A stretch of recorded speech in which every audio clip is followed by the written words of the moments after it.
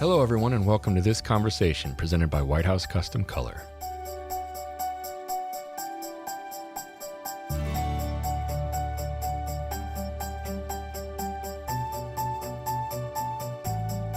Sean Brown. Probably helps if I unmute my computer. I was like, I think it's working, but I can't hear Jed. Sean, you look like you're in a much better place than I am. It was from my last Zoom meeting. We were just playing around with fake. Yeah, Kate and I, my girlfriend, we were actually supposed to be in Spain as of Thursday. So. So you're just bringing things up like that to feel like you're there. Pretty much, yeah. How are things over in your neck of the woods? Well, we are. I've been saying we are holed up and hunkered down. Tomorrow is day 21. Tomorrow is 3 weeks officially that we decided to start. We decided to just start doing it, thinking it was coming anyway. Yeah. And it's not. We're fortunate in that we're not in a place where it's difficult for us to do that because we work from home already. Yeah. So it was easier for us, I think, than it has been for a lot of people. And then, the kids don't have school and they haven't for a while. So we're just all here. We went on a bike ride today for about 15 minutes and that was nice, but we're staying away from everybody. I know. I think this has forced me. I think I ran for the first time in months. See? The other day just to get outside, and there's a plus. Yeah. But yeah, I mean, I think are you in Illinois right now? Yep. Yeah. So I think you guys were one of the first states to issue a stay at home. Yeah, we were. And it's I think essentially the bigger the states with big cities, I think, got on board right away because it was happening quicker in those urban areas, and then those urban areas are the places where it's a lot higher because of the concentration of people in general. So I was talking to somebody at one point, way back when, it seems like a year and a half, it was probably 2 or 3 weeks ago now, I was like, those, skyscraper apartments are cruise ships that are vertical. So it's like taking all those ships and like turning them upside down and putting them in the ground. And that's essentially where a lot of these people are living, in urban areas. I mean, I'm in the middle of a bunch of cornfields. So the mindset has been different here. Although for the most part, recently people are on board. It's rare that you'll see anybody out doing anything that I would guess would be considered non-essential. Everyone's pretty much on the same page, which is a good thing. And at the same time, I can't tell you that my finger is on the pulse of that very accurately because I haven't seen virtually anybody. Yeah, I know. I was about to say, anyway. My brother is in Wrigleyville. Yeah. And sent me a photo and he goes, the lake front packed with runners. And so finally the governor was basically like, we're going to start fining people if we find this. And or maybe it was a Chicago city mayor, but it's ridiculous. No, but I know that they've had to tighten down up there in a lot of ways, because even social distancing in an urban environment tough. Well, it is because you're just so packed in, right? I mean, it's hard to do that. It's hard to give people an inch and then some people take a mile. And then when you do that in an area that's so densely populated, then all of a sudden, down here, it's like, it's hard for me to see people, right? And up there, it's not, even when you're under the shelter in place type of guidelines. So you're on the West Coast. What's it like out there? So far it actually hasn't been too bad. So I'm in a unique situation where, I mean, I'm 15 minutes north of Portland, so I'm across the border in Washington. Right. But we're really affected by both what Oregon and what Washington does. Mm-hmm. So Oregon's actually been kind of leading the charge. They issued stay at home a day or two before Washington did. And then their school shut down, I think, earlier than ours did for a longer duration. So in part, I'm actually a little bit grateful for that because our area won't be quite as bad. But I mean, it's pretty much shelter in place and only go out for the necessities, because Seattle was kind of the epicenter. Yeah, And initially. yeah, and then now they've actually, at least from the data that's been coming in, the DOH website was down the other day, but the Department of Health is basically saying that rates are actually decreasing at least the last few days across the entire state. It So does look like there are some places, it seems that way, where there are some places where it's starting to turn, which is yeah. fantastic news and the news that everyone's been waiting to hear. I wanted to ask you some questions. Like when I think of you, I think of a couple different things. I think of here's a guy that primarily works in senior photography and photographing seniors, and a guy that's really into video and Hmm. incorporating video, right? So like from a business standpoint, I wanted to talk to you about those two things in particular and how your business is being affected right now from a senior standpoint, because graduation was supposed to be in a month and a half for so many kids. Yeah. 2020, this was like 18 years of your life leads up to this, right? And now they can't do that, right? Yeah. So I wanted to know how that was affecting you and what that looks like between you and your clients. And then after that, I wanted to talk about some video stuff. But Yeah. start with where you're at in the senior piece, because unlike unlike somebody like me, it wasn't all that long ago that you were a senior yourself. Yeah. Not too long ago. No, much closer than me. So give me your perspective on that from a business standpoint and relationally with your clients. What does that look like?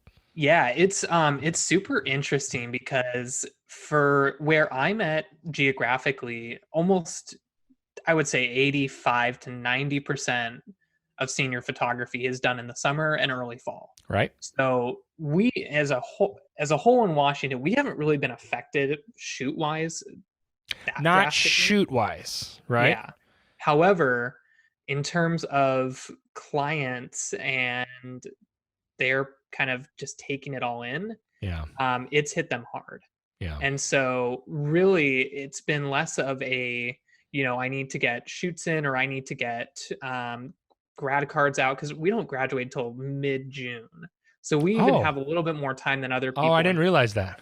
yeah, so Washington's super unique in that way. Okay. Um, but with that said, in terms of if they don't know if they're going back to school this year, They still don't, sporting, no. because So there is as of that right extra now, month or so, right?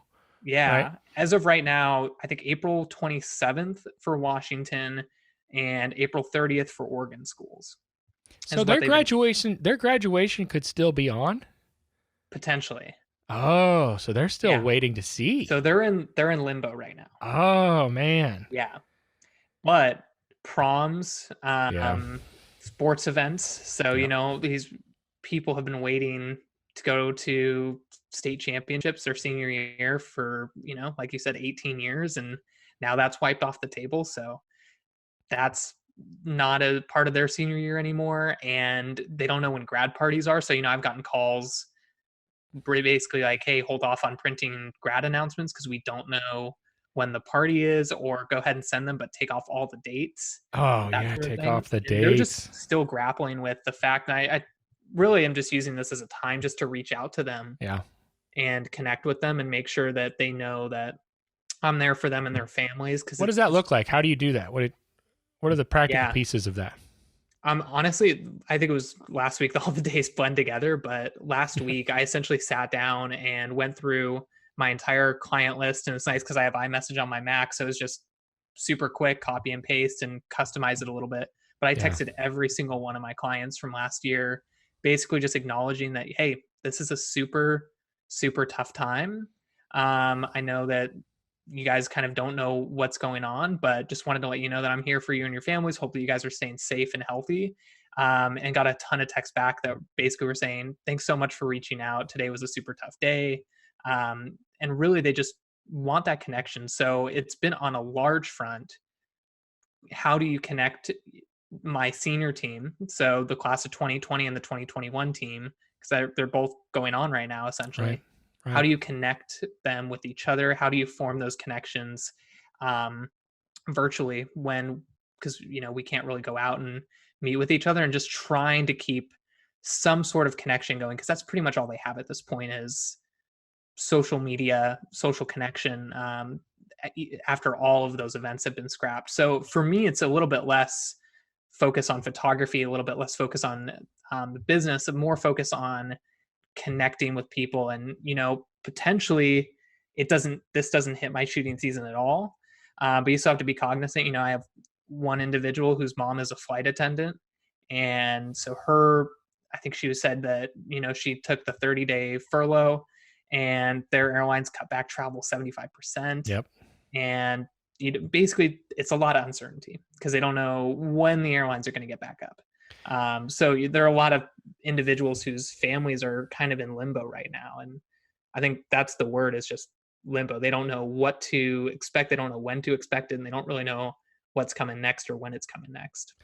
In the meantime, then, outside of your client facing stuff, what are you doing for your business, considering the limbo that we're all embroiled in right now? But for yourself, what does that look like for you on a daily basis for your business outside of client facing stuff? Yeah. So it's, for me, especially the last 3-ish weeks or so, has been a real big focus on returning to my roots. And what I mean by that is, I think that as photographers, when we have, everything clicking on all cylinders, we tend to get lazy.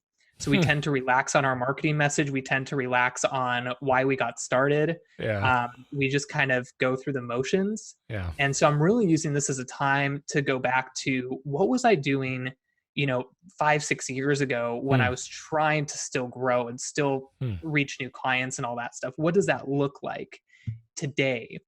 So going back to my why is a big one. So putting out a ton of marketing materials or prepping marketing materials that touch on my differentiating factors, going back to really putting my clients at the forefront of my brand. So this week, or last week, I reached out to all my seniors and basically asked them to redo a testimonial video that I had done like 4-ish years ago, because that was a super big success. And I'm using that time as essentially having them be ambassadors for my brand.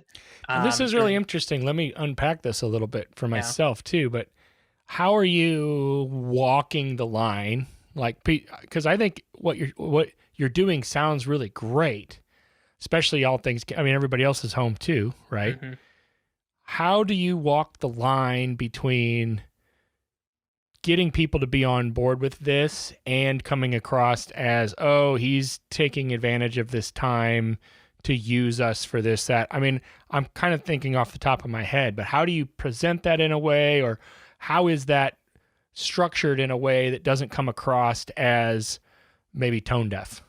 yeah. Well, I first think that you have to really be self-aware of your relationship with your clients already. Yeah. And so for me, it's very easy for me to do that because I feel like I have strong client relationships that are already You existing. guys know each other. So it's not like they're like, who is this guy? Or what you're doing with them is something that's not out of the blue, or it's not weird, or it doesn't come across as creepy because they already know who you are. Yeah. Okay. So I think, if you don't have those existing client relationships with Mm. not only them but their families, it's a little bit tougher to do that. Yeah. And you Yeah. might not want to, like you said, come across as tone deaf. So Right. a big part of it is just knowing what your existing client relationship is like. Right. But if you don't necessarily have that, I think first you have to come at it from an angle of compassion. You need to Yeah. understand that what they're going through. Your seniors and their family, they're all bored. They're looking for stuff to do. So there's that Um, too, right? yeah. And so one of the things that I said to them, I was like, hey, I know you've got a little bit of spare time. I'm working on something that's super cool. I'd love to feature you in it if you're up for it. Yeah. So, Right. I give them that step out. Right. There's no If pressure. exactly. So, if they just want to lay in bed all day, not put on any makeup, they don't want to get in front of a camera, like Right. that's really cool. I'm Yeah. okay. Yeah. You're But down. for those people who do and want to be a part of something, and they all want to help you. They all Yeah. had an amazing time working with you, hopefully. They Yeah. all want to support you as a photographer. So as long as you are showing them that this isn't a pressure thing, this is something that's completely voluntary. It helps me out, but it also is kind of cool for them to be on the face of your branding. So I think as long as you approach it in the correct way and, don't come across as tone deaf. Personally, I haven't had issues asking them for putting together pieces of content, and ultimately it just comes down to, as long as you're supporting them and there for them, they're also going to reciprocate that for So you. this is primarily video content?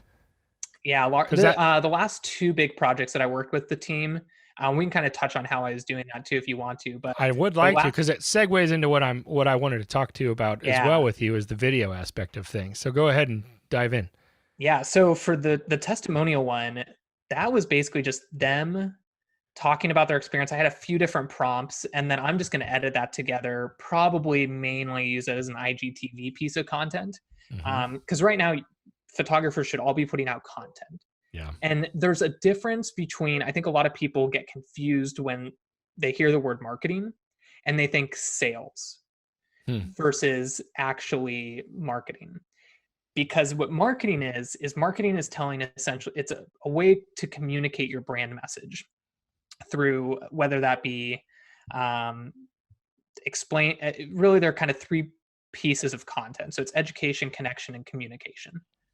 And so those three pieces, essentially what I've been doing is really focusing on what content can I create that hits those three pillars. Yeah. It's not book now. It's not, Mm. if you book today, you get a free grad card set or 50% off your session fee or whatever. That's sales. So what Well, I've but the been, marketing message is also very low pressure as well. yes. It's not like a huge call to action that you need to Yeah. take advantage of during this time. You're essentially putting yourself out there that way too. So your Yep. attitude with your clients, that are actually helping you put together this message is actually very similar to the message itself. Is that right? In Yeah, its in a in way. its in its feel. Yes. Okay. Yeah, and so that's mainly been the approach, is that testimonial thing is not only a way for your clients to be part of the brand, because this generation loves to create with you. Yeah. If you give them the opportunity to Yeah. create, they jump all over it. Yeah, That's why that's everyone wants to true. be the next YouTube star. It's why everyone Right. wants to be, Right. TikTok famous. Right. That's Right. this generation, is they want to create and they want people to consume that content. And so by giving them a chance, that really puts them in alignment with your brand values. Yeah. So that piece of the kind of the testimonial content touches on that education pillar. It's educating clients about what it's like to work with me, Mm. versus another one where another one that I was working on was a bake off. So basically what it was is have my senior team, I told them all, just with their iPhones, vlog them baking some sort of pastry or cookie or cake or whatever. Oh, come on. And I was essentially going to do a vlog, and I was going to judge them on a few criteria and do like some sort of prize for whoever's like gets the most points ever. And so what I'm going to do is I'm going to edit that together as, again, another piece of IGTV content, kind of hitting on that entertainment Hmm. pillar, and put that out there because they love that. It engages them with the team. They're going to get to see what their other senior team members are doing on their time off. I told them to incorporate siblings. So those people who were So with great. siblings, now they have time with siblings. And it's really just trying to make this time fun despite everything that's going on, but using it to your advantage as well, to produce content that people are going to see and relate with your brand. Now you're ahead of the curve with creating content in general. Let's just call that a given, right? In a relative sense. You're already on the front side of that. How do you think this situation, we'll call it that, for lack of a better word, is going to actually improve what you do from a marketing standpoint on the other side? And this is what I'm trying to get at. Have you found yourself, for lack of a better term, again, taking risks or doing things with this time or during this time that you typically either wouldn't have time to do or wouldn't think to do because, oh, that's too far outside of the box? But you know what? Things are the way they are. Let's give it a shot. Let's try it. Or let's throw it out there and see what people do with it that you would have normally done before. And then on the other side of this, does that maybe push you to maybe do some things that are even further than if this wouldn't have happened in the first place? Oh, I totally think so. Yeah. Yeah. And I think that, if you're not trying those things as a photographer, I think that you're not pushing your boundaries enough. Well, isn't this an Um, opportunity to kind of try that stuff? Like, yeah. if we're looking for silver linings, isn't that one of them for us as entrepreneurs and as business people? Like, this is kind of the time to give it a shot, because we're all in this together, so to speak. Yeah. So try it out. Well, and it's not just, we're all in this together. You have to, let's just say it for what it is. You have to put out content. And so you have to get creative. Okay.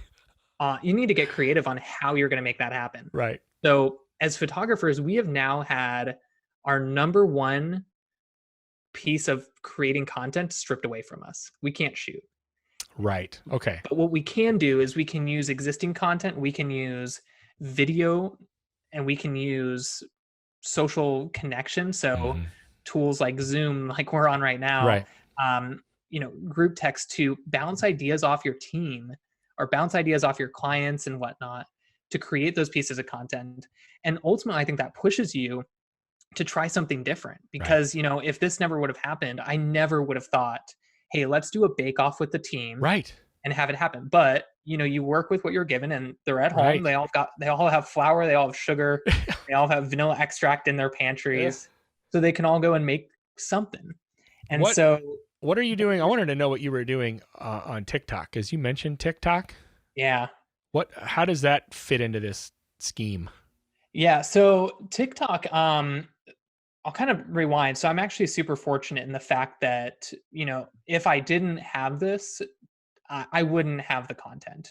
Or if I didn't have this before. And what I mean by this is last year, I actually started vlogging pretty much almost all my sessions. So I think we Mm. did, or at least a good majority. So I think at the end of the year, we finished with about 18 vlogs or so.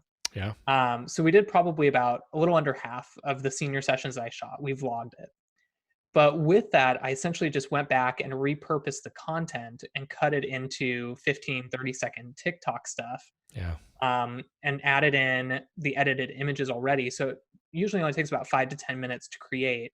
And Yeah. I already had all of that video content previously. So Yeah. um, if photographers aren't repurposing content in some fashion, you're losing out on a huge opportunity. Because when downtimes like this pop up unexpectedly, I now have an archive of like 20 shoots that I can go back on and repurpose the content from, in addition to the photos. This is a So fantastic time to repurpose. yeah, Absolutely. But you have to yeah. have So you have to have it to begin with.